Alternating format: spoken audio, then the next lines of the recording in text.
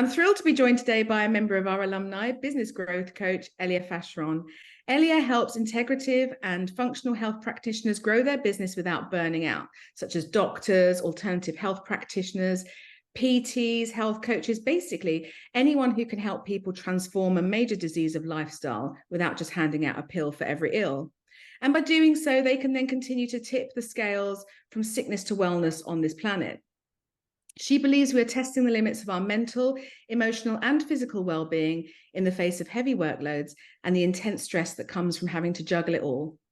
As someone who's experienced burnout herself, she's now a published author, and her book, Move, Think, Smile, From Burnout to Badass, examines how to bounce back when work burns you out. Thank you so much for joining us today, Eléa. Yeah, absolutely. I'm excited to be here. As someone that's experienced burnout myself, I was off sick for a number of months. So this is a subject that's very close to my heart. The question I kept asking myself was, how long will this take to fix? You know, as I just wanted to get back to work. What have you found are the expectations of your clients who come to you when they're under really deep stress? And do they tend to want a timescale to work to? And how do they navigate that?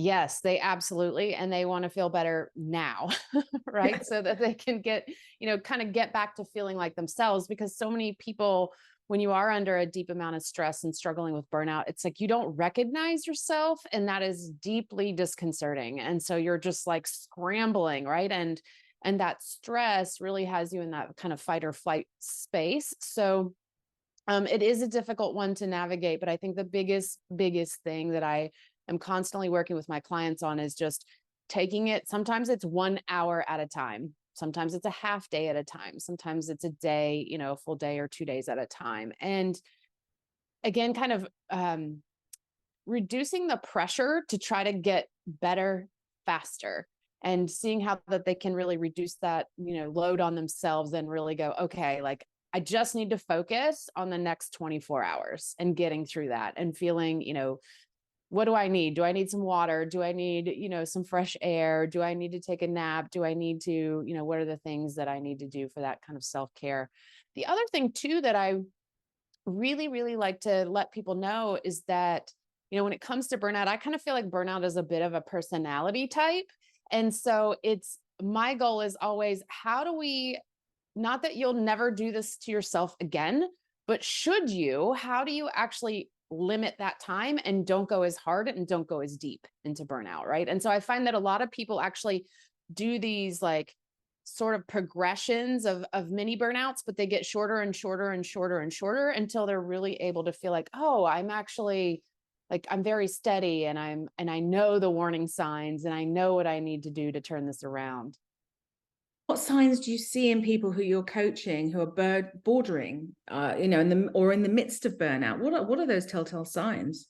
Yeah, so I think the first one is always usually fatigue, exhaustion, like to the point of what feels like no return, right? And then the other thing that I hear a lot is like, I'm done. I'm just done. I'm done.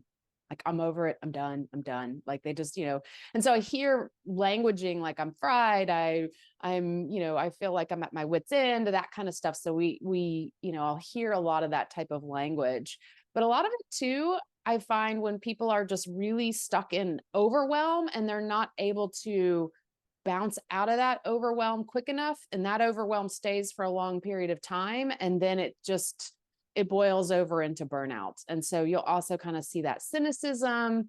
You'll see people that are just really struggling to find their gratitude. It's like, and that drives them nuts too, because they're like, I know that I can be better than this. And I know that I want to, embrace my life and kind of love what I'm up to, but I just can't, I don't feel like I can touch that. I've read that one of the biggest or the most intense feelings is shame when it comes to burnout. Yes. How do you navigate that? So I think, one of the biggest thing is really working on, which, as coaches we love, which is really changing the frame and looking at how we can see this from a different perspective. But I think the biggest pothole is being careful about not trying to move to a super happy perspective too soon. And so really just letting people have either neutral perspectives or maybe even a perspective that's just like a little above like being totally cynical and angry or frustrated or exhausted. If we could just get like one level above that, it can be really powerful and really helpful, because when you're in that space of burnout, you do feel so far away from yourself that to try to make yourself feel like really great too quickly, it's too big of a leap. And so a lot of times people will just like slide back down and just be like, ah, it's not going to work for me and that kind of stuff. So I think taking it again in those small chunks is really important. Taking shame off the table is a big one. And I think this is where you have to surround yourself with other people or read books or get out there and kind of see that it's like you're not alone in this, and that there's actually no shame to be had. And one of the biggest mindset shifts for me around this was one time a woman, she said to me, you know, in order to burn out, you first need to have a burning passion. She's like, you just shined too brightly.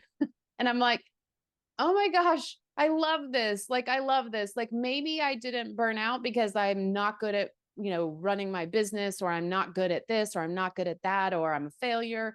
Maybe it's simply because I'm actually really passionate about what I do, and I just didn't know how to wield that sword. And so I think that sometimes those little tiny shifts can make a big impact for people, as far as going, okay, like, it's not that I don't care or that I'm not good at this. It's just a matter of skill set, and a matter of kind of, again, like kind of letting myself go too long before realizing the warning signs. I love that reframing. Thank you. That's so important for anyone who's in the midst of it. So what's the hardest thing to navigate when coaching someone who's really experiencing this deep stress? I think the toughest thing is getting past the triggered, you know, cortisol and the fight or flight, right? Really trying to like help the body calm down so that the brain can calm down, or vice versa. So I think that's where, again, as coaches, we have to be really careful to not try to take people to a super happy place too soon. So I guess, you know, and again, if you've been through process in CTI, it's kind of like being able to be in that space with people and be there, you know, and letting it be okay to be there as long as they kind of need to in order to move through some of this. So I think one of my biggest things is really trying to make sure that I don't jump into too much of the heady stuff first, right? Is like, again, going back to the body or to the gut or to the heart, and really just trying to settle back down into that before we dig into the brain and go, okay, because the brain just wants to fix it, like fix it and fix it now. And what do I need to do? And so really trying to tone down that kind of frantic energy is, I think, one of the toughest spots, but it's also the most powerful place. And so just continuing to work on that skill set is going to be game changing for your clients, for sure. What's the thing you wish you knew at the beginning of your journey that you know now? Yeah, this is a good one. I mean, I think a couple things. I mean, um, there's another line that always sticks out in my head to me when it comes to kind of my whole process with burnout. And that was, you know, that your genetics load the gun, but it's stress that pulls the trigger. And so I think that, you know, I think what I would have liked to have known is really realize like how my body responds to stress, and what happens when I load that up too much. And this is what's interesting about burnout, because it can be such a different experience for a lot of different people. Because, as I like to say, when you have something that is really stress derived, it's going to impact your weak spots, your genetic weak spots. So for some people that could be, you know, autoimmune issues. For some people that could be IBS. For some people that could be anxiety or depression. And so I think really understanding the power of stress, if I would have really like gone, oh, okay, like whatever, I can just muscle through this. I can just go through this. I can just keep stuffing it down. Like, as long as it's like not impacting anyone else outside of me, I can just keep it all inside. I can just, you know, I can hold it there. And I think that that's, you know, where I really realized for me is like, no, I can't hold all that, nor should I ask myself to do that. And so I think that's one.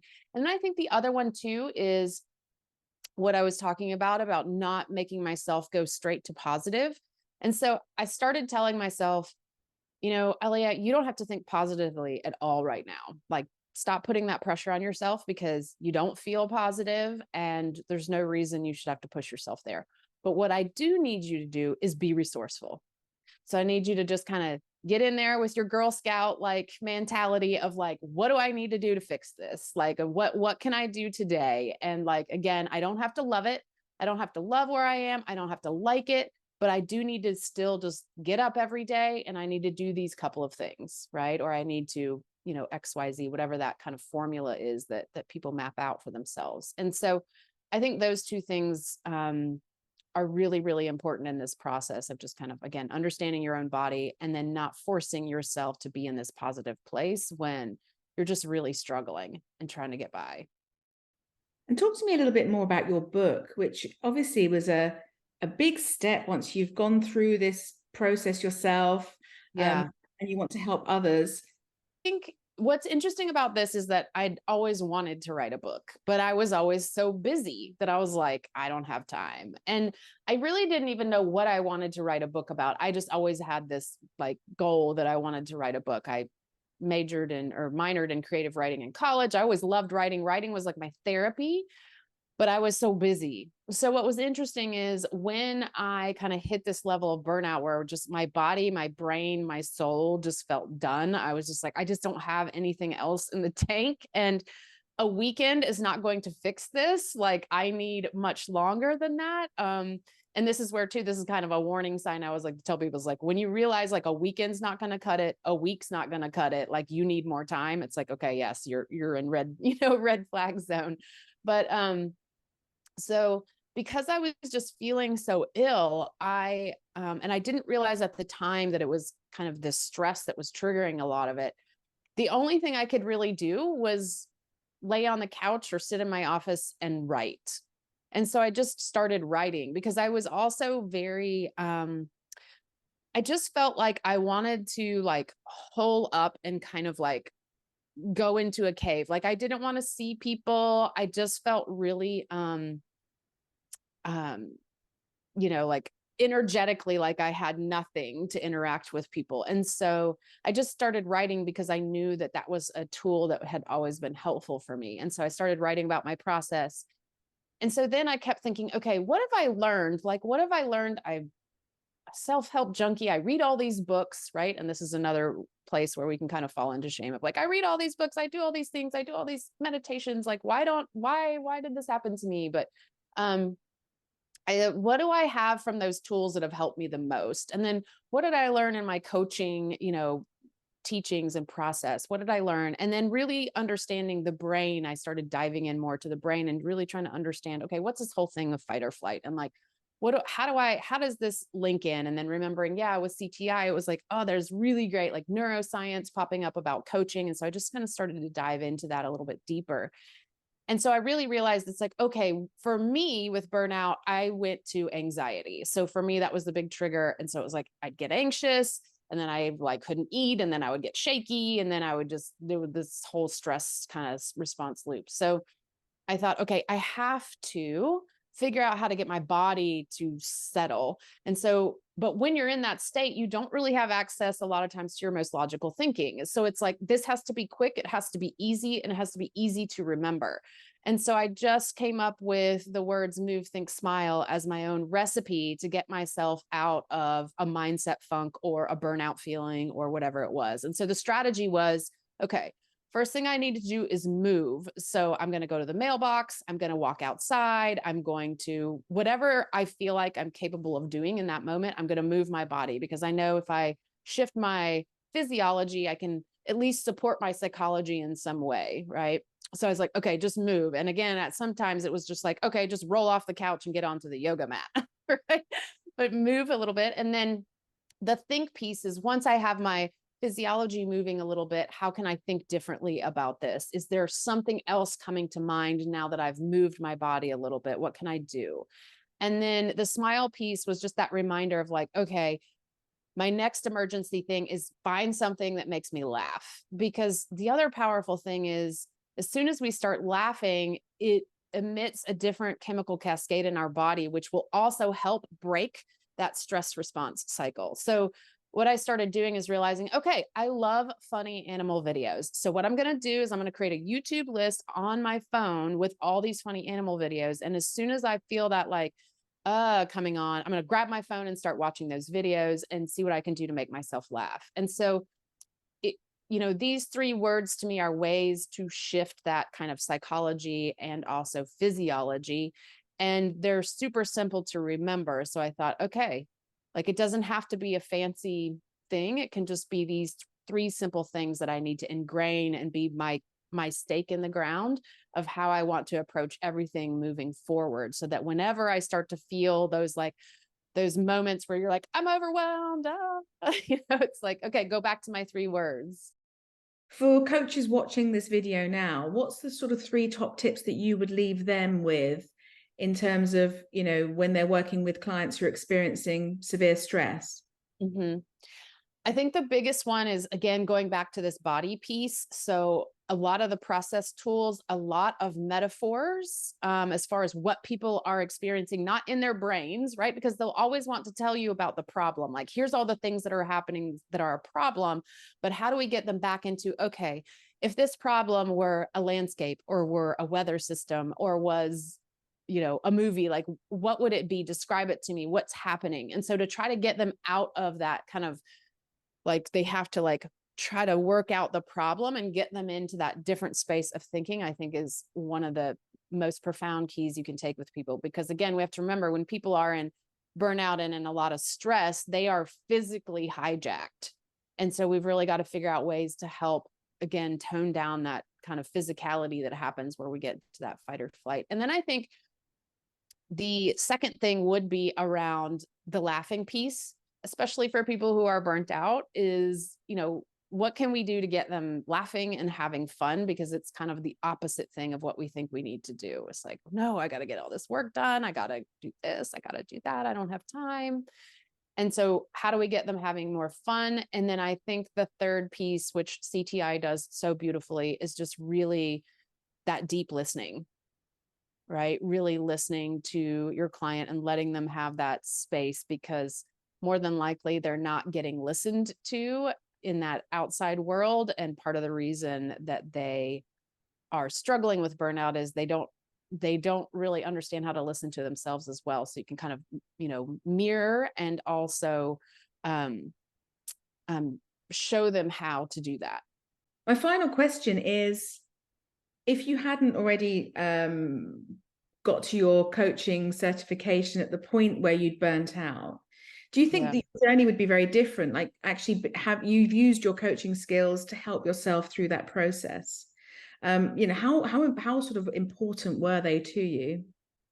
The coaching skills during this time? Yeah, in your healing. Yes. Oh my gosh. So key, because I actually, I went through CTI before I kind of hit what I call the big burn. And in the book, I actually talk about different stages of burnout. But I reached out and started doing the CTI training before I got burnt out. And for me, it was kind of this mix of pushing too hard, but then also hitting a really just giant obstacle in our business that for me felt like extremely, like a lot of shame around it and things like that. So I kind of just crumbled and sort of hit this wall, but I kept pulling into my coaching skills. And there were definitely times when I thought, oh, this doesn't work. This is all just rubbish. Like, this isn't going to work. But then I kept going, no, I know it does. I know it does because I went through it. I did it. Like, I'm just in this space. I'm so kind of deep down that I just need to keep coming back to it. And so, it really was the coaching that had me searching out different things about mindset, had me searching out different things about perspective, and really realizing how powerful that was. And I feel like perspective shifting is one of those things where, as you go through your training, you have these incredible ahas, but the deeper you go into coaching and the more you coach people and the more you kind of walk yourself through this process, you just realize how impressive of a skill that is, and how it's really it is the golden ticket. It really is. Anything you want to leave us with today that we haven't already covered?